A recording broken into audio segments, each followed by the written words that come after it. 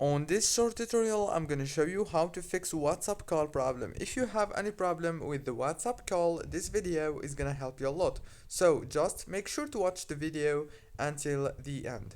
First thing is you have to open the Play Store and then search for WhatsApp right here. And if you found this update option, then you have to click on it like this to update your WhatsApp into the latest version.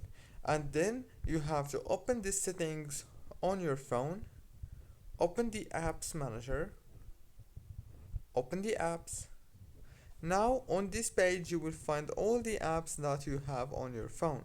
So all what you want to do is click on the search bar right here and search for WhatsApp as you can see, and then click on this option to stop running the app, and then go down to the power usage details, click on the app launch, and then turn on manage automatically, click OK, and that's it. Don't forget to like, subscribe. Thank you for watching.